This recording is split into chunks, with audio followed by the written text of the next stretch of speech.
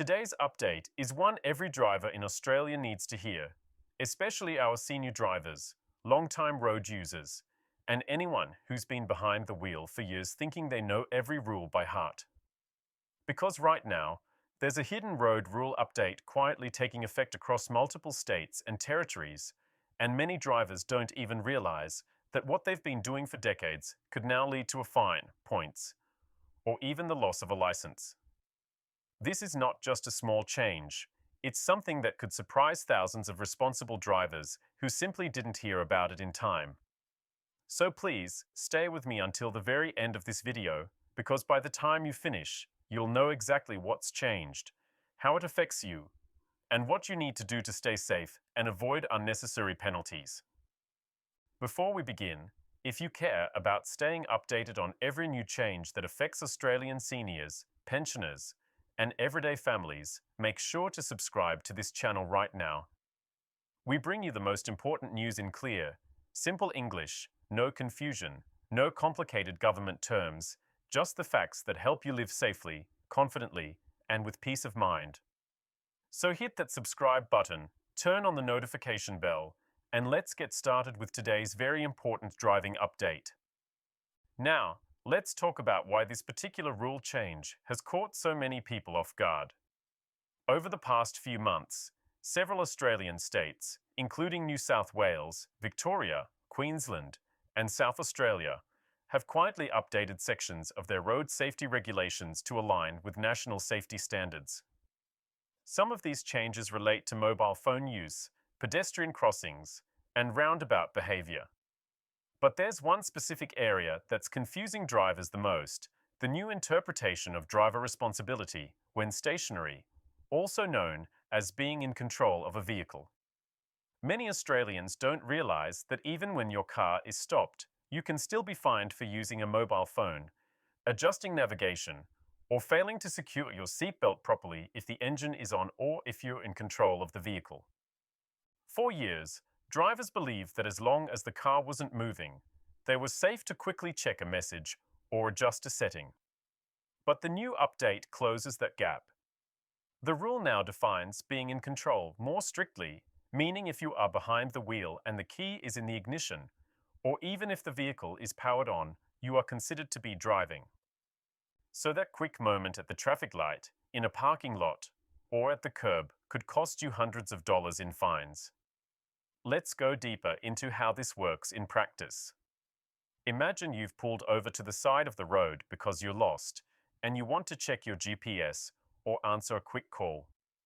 In the past, most people would have thought, "I'm parked safely, so it's fine."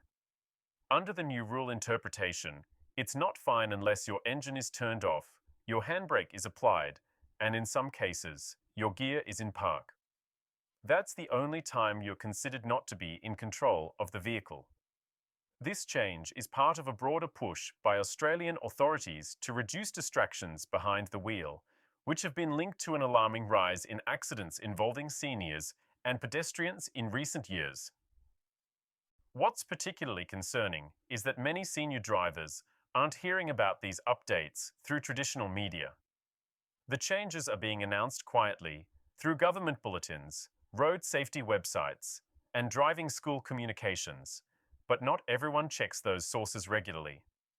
That's why this video is so important, because we are explaining it clearly, without the confusing legal language, so every driver knows what's expected and can drive with confidence. Now, let's talk about another part of this hidden update that's causing confusion: the new right-of-way expectations at shared zones and roundabouts. Shared zones have become more common, especially in suburban areas, near shopping centres, hospitals, and retirement villages. These are areas where pedestrians, cyclists, and vehicles all share the same road space, often without clear curbs or footpaths. The updated rule makes it absolutely clear that pedestrians have complete priority in these zones, even if they are not on a marked crossing. That means if you're driving slowly through a shared zone and a pedestrian begins to cross anywhere, you must stop, not just slow down, but come to a full stop if necessary. This might sound simple, but here's the tricky part. The definition of pedestrian now includes people on small personal mobility devices, such as electric scooters or mobility aids used by seniors. So if someone is crossing using a walking frame, scooter, or motorized chair, you are legally required to treat them with the same priority as a pedestrian. This change aims to improve safety for older Australians and people with disabilities, but it also means drivers need to be more alert and patient than ever before. Let's pause for a moment and think about how important this is. So many of our experienced senior drivers have spent decades following the road rules that they learned years ago, and they've done it safely, responsibly, and with pride. But now, even one small misunderstanding of a new rule could lead to an unexpected fine or even a license suspension. That's why these updates are so critical to understand. They are not about punishing drivers, they are about adapting to modern road realities with more technology, more shared zones, and more distractions than ever before. One of the most surprising additions in this hidden rule update involves roundabouts and giving way to pedestrians. Many people were taught that once you enter a roundabout, pedestrians have to wait until the vehicle passes. But under the updated guidance in some states, drivers must give way to pedestrians who are crossing the road at or near the roundabout exit, even if there's no marked crossing. This means that as you leave the roundabout, you need to check carefully to the side for anyone stepping onto the road. It's a small change, but it reflects the growing national focus on pedestrian safety and reducing accident risk in busy suburban intersections. There's also a growing focus on low-speed zones, particularly those marked as 20 kilometers per hour or less near schools, hospitals, and aged care facilities. Police have started enforcing these areas with zero tolerance, especially during drop-off and pick-up times. The reason?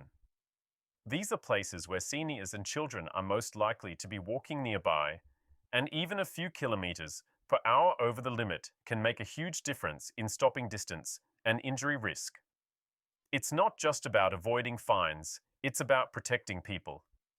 And that's a message that truly matters for all of us, especially for older Australians who have seen how much our roads and communities have changed over the years.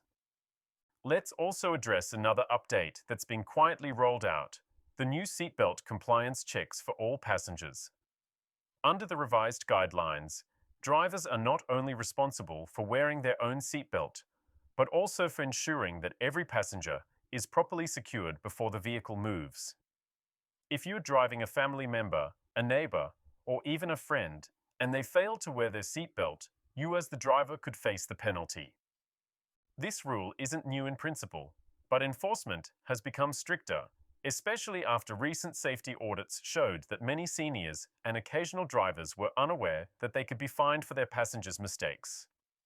Now, let's talk about a part of the rulebook that many Australians don't realise has changed: the laws around parking and stopping near intersections. In several states, the minimum distance required from an intersection or pedestrian crossing has increased. For example, in New South Wales and Victoria, drivers must now leave a full 20 metres of space before a pedestrian crossing when parking, compared to the older 10-metre guideline. This change may seem small, but it's designed to improve visibility for both drivers and pedestrians, reducing the risk of collisions in busy urban areas. One of the most confusing changes for many people involves flashing lights and emergency vehicles. In most states, the rule remains that you must slow down to 40 kilometers per hour when passing a stationary emergency vehicle with flashing red or blue lights. However, in Queensland and South Australia, this has now been expanded to include vehicles displaying magenta or yellow flashing lights, such as roadside assistance vehicles, tow trucks, and breakdown recovery services. This means that if you see any flashing lights, not just police or ambulance, you must reduce your speed to 40 kilometers per hour or below when passing. Failing to do so can result in steep penalties, and police are using dash-mounted cameras to catch offenders automatically. The goal of this expansion is to protect roadside workers, especially after several tragic incidents where assistance staff were injured while helping stranded drivers. Authorities say the rule is also about fairness, because everyone working on or near the road deserves the same level of protection. It's one of those updates that makes complete sense once you understand the reasoning, but it's easy to miss unless you're actively following road safety news. Let's also talk about the use of dashcams and recording devices inside vehicles. In some Australian jurisdictions, there's been growing discussion about what's legally allowed when it comes to recording conversations or using audio-enabled cameras inside your car. While dashcams are completely legal for recording the road, using one that also records private in-car conversations without consent could breach privacy laws. So if you recently installed a new dashcam with a built-in microphone, it's worth checking whether the audio feature is turned on, because in certain cases, that might fall under new privacy interpretations being considered at the federal level. Another part of this rule update involves driver fitness and medical reporting, something that's particularly relevant for older Australians. Across several states, medical reporting rules have been tightened, meaning doctors are now more strongly encouraged, and in some cases required, to report any patient who may be medically unfit to drive safely. This doesn't mean that every senior driver will lose their license automatically, but it does mean that authorities are paying closer attention to conditions like vision impairment, memory loss, and reaction time.